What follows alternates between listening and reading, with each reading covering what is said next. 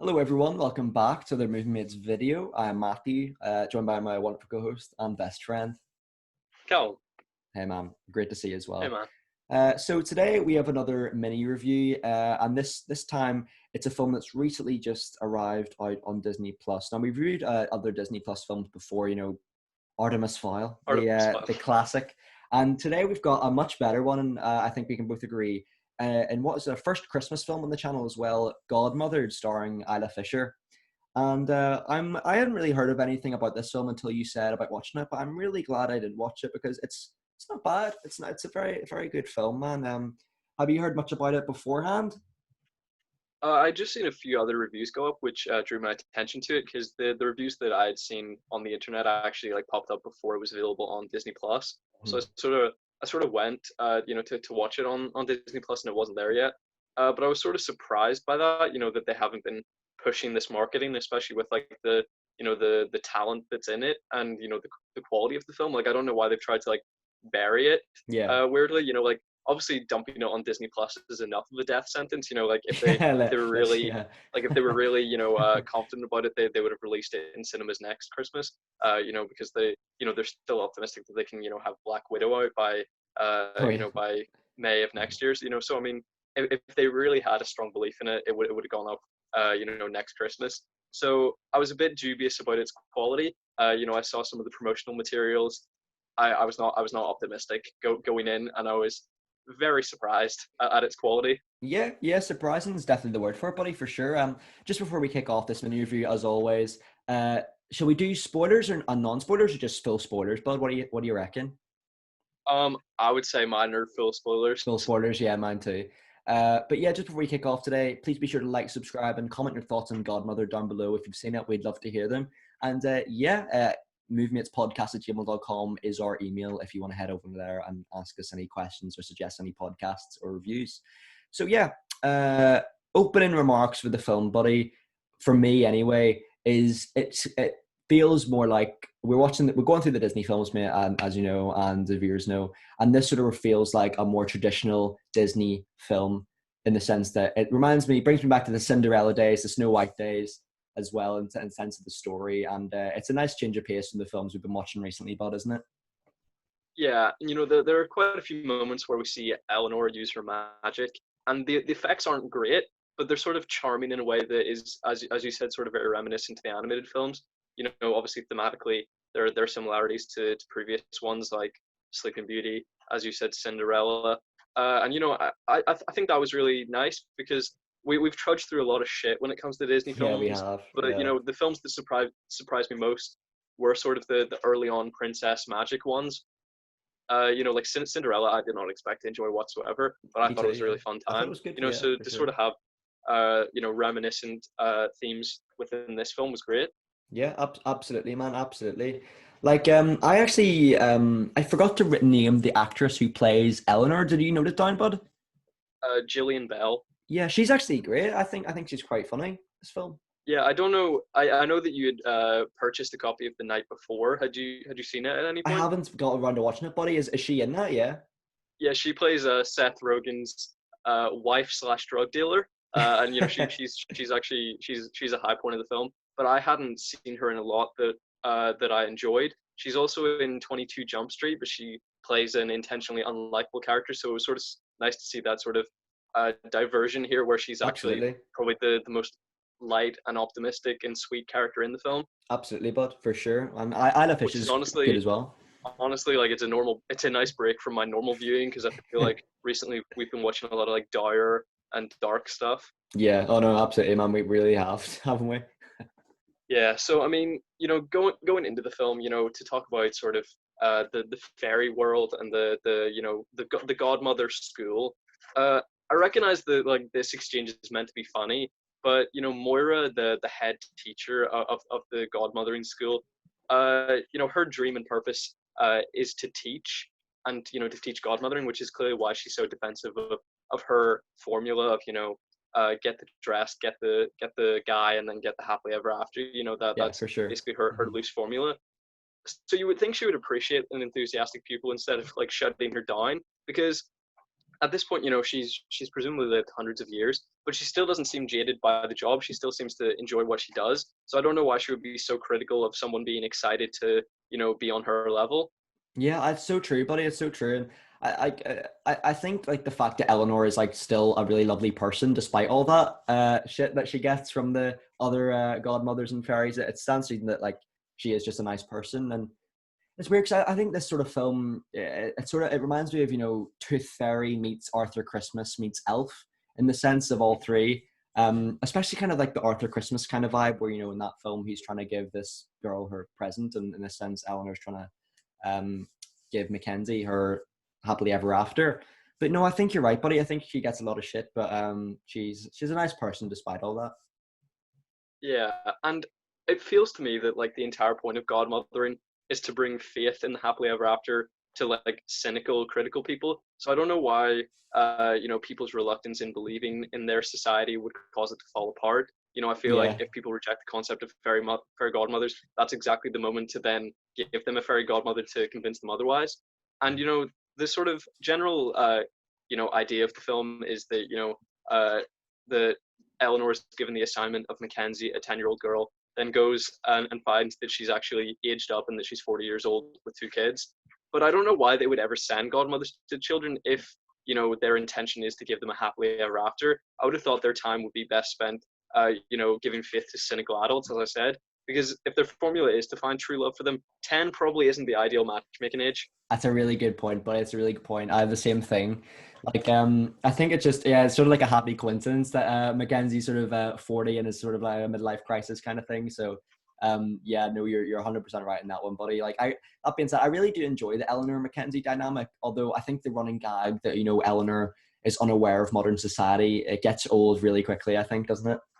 Yeah, because she understands like animals and the fact that they can be changed through magic, but they know nothing about, like, as you said, like modernity. Like she doesn't know what a car is, Yeah. or like what presumably like she like for some reason there seems to often be a link with like magic and Christmas. So Mhm. you would think she would know what like snowing is and how to go down on a sled. You would Yeah, think they yeah, would have yeah, I the know. seasons, or at least the cultural awareness. Yeah, for sure, And bud, for Matthew, sure.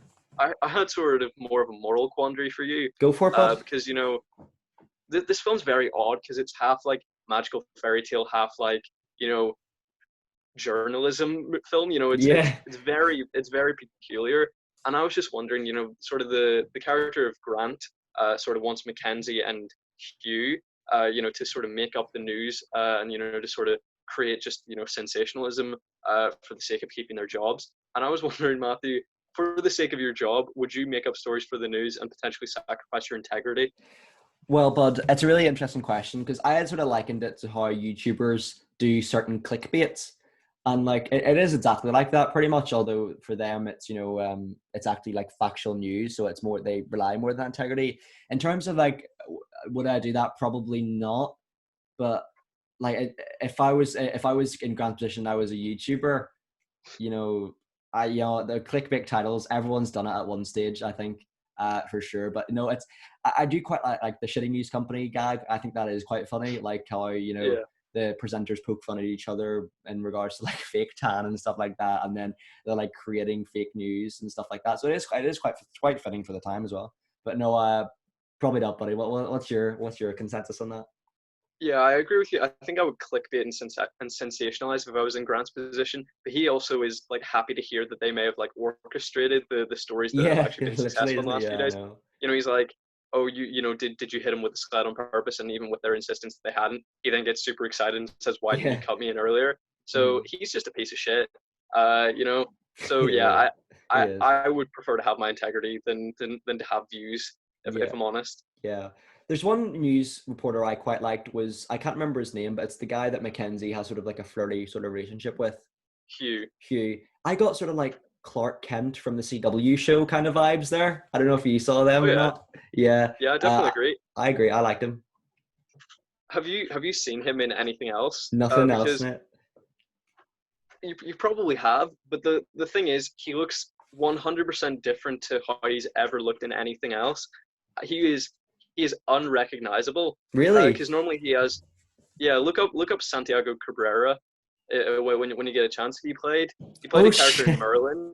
Yeah. Like, yeah, I know he's unrecognizable. And the thing is, he's English, so you have to recognize that it takes a great actor, a great English actor pretending to be an American doing a bad English accent. When Yeah. he's in like his reenactment group, he does like a sort of a stereotypical, over-exaggerated English accent, but he is English. That's crazy, So, man. Yeah, that is nuts. so that's sort of a testament to his Oh performance that he can yeah, play big a time. bad actor.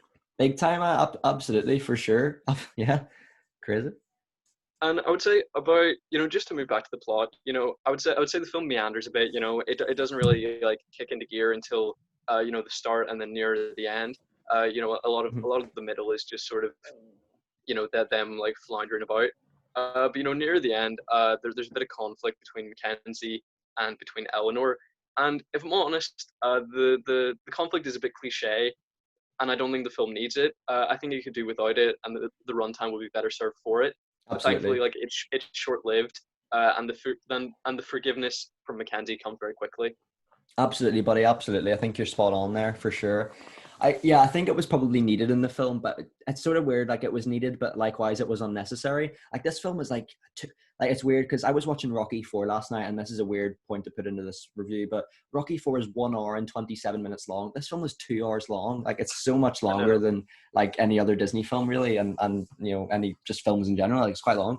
So yeah, like I think you're right, buddy. I think you're right. I think the overall message of the film is quite good, but I think there's some scenes where I think it could have been more emotional. If you know what I mean? Yeah, I definitely agree. And near the end, right before sort of the message becomes clear and there's the public declaration of affection between everyone, Yeah. there's a musical number performed by Mackenzie's older daughter, Jane. And Hmm. if I'm honest, I thought it was a bit out of place, but I thought it was a great song choice, and I'm thankful it wasn't like overproduced with autotune. Like in most Disney projects, if you watch any Disney Channel show where the star is, a singer or something, it's awful. Yeah. But I thought at least here, it's actually quite a high standard of singing. It's weird, but I would kind of liken it to sort of a Riverdale musical episode where it's sort of out of place, but this like contrary to Riverdale, this one's actually quite good. Like in Yeah, Riverdale, like it's quite auto tuned. It's very out of place. It's kind of like tradition at this point, strangely. But no, here it's good, out of place. But that being said, very good, very talented actress and singer. So yeah, I agree with you on that one. and then following that, there is, as we said, the ending public declaration of affection. And I thought it was a bit cringy and a bit TV movie standard, around the time of Christmas, you gather a crowd and then you announce that you love someone. Yeah, But I think it shares a sweet message about love and happiness in the forms it takes, and that it isn't always romantic. In the end, Hugh and Mackenzie don't even get together, because it's about mhm. her true loves being her children. Yeah. And I, I I thought that thought it was was really sweet. quite a nice take, and quite representative of people that aren't necessarily in a relationship, that they can love someone else Absolutely. as deeply, without the romantic Yeah, connection. for sure, buddy. And I think the animation at the end as well is a really nice touch to harken it back to the old Disney animation from back in the day. And like you said, boy, I think the message is really good, and it's kind of like a really charming movie, which is not what I expected. It's a very surprising movie. Like it doesn't blow me away, but it's certainly not as like bad as I thought it was going to be, to be honest. Yeah, and I would say there was only one like overarching criticism that's in the film too much to not mention, and that's the narration provided by the character of Agnes. And I think that the quality of the film's lifted immediately with the removal of this. Like, I think it's cringy and it insults the intelligence of the audience. That they Yeah, can't possibly understand what's going on before them. It has to be spelled out, entirely. And yeah, I think that they're really underestimating like the age of the viewers, because I think this is probably in the sort of like 8 to 12 sort of like target audience, but they're talking to them like they're babies. yeah, yeah. I know. There's some really bad lines in there. Like there's a scene. I'm not sure if it's Agnes or a different fairy when like her face appears on a clock, and she's like, "Haven't you ever heard of FaceTime?" I was like, Yeah, that's Agnes. "Oh, yeah, Agnes." I was like, "Oh, it's not a good line." And there's another line in there where like a character appears to Eleanor, and then Eleanor says, "Oh, I'm trying to find Mackenzie Walsh," and then this girl brings out her phone and says, "Siri, search Mackenzie Walsh," which I was like, "Who does that? That's quite bizarre." But anyway, Yeah, I mean, you haven't added the country or the state yeah, or anything about her.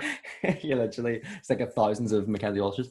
But no, I think you're right, buddy. I think the age demographic is a big criticism here. I think this movie could definitely be like, as you said, from 8 to 12, and I think you can definitely be, upwards of like 15, 16, and still watch this movie and enjoy it. I mean, we're 18, we enjoyed it, but Yeah. like it's weird. Like it feels more like a natural Disney film than other films that I've seen recently from Disney. Like it feels more like a Disney film than Artemis Fowl. It's way better than Artemis Fowl, and I'd imagine Artemis Fowl had a way bigger budget than this. So yeah, big fan.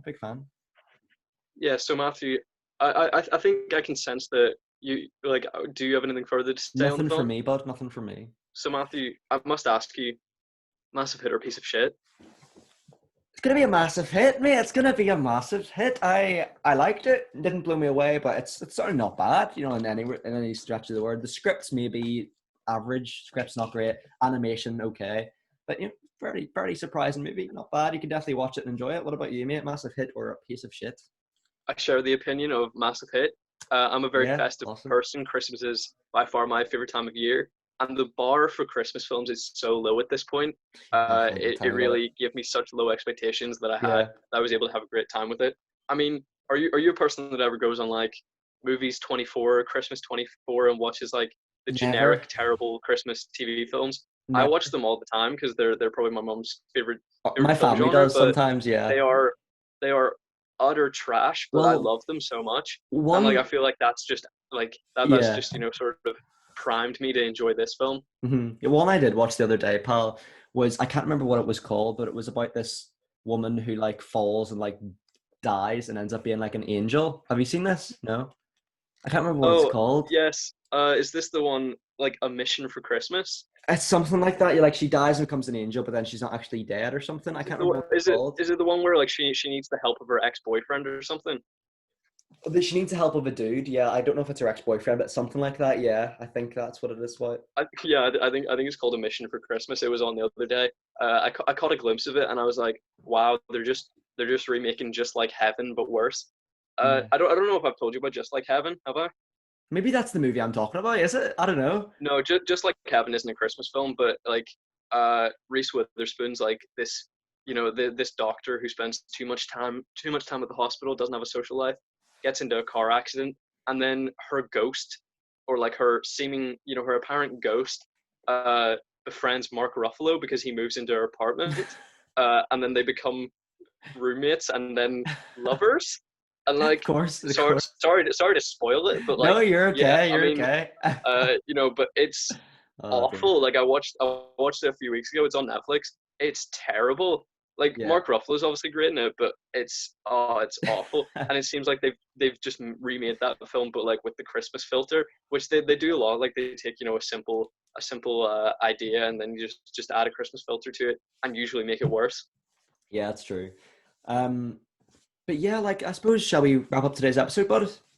Yeah, sure. Yeah, thanks very much for today, bud. Appreciate your time. Thank Thanks you. very much for everyone who has watched this video. Please be sure to like, subscribe, comment, all that good stuff. And yeah, we really appreciate it.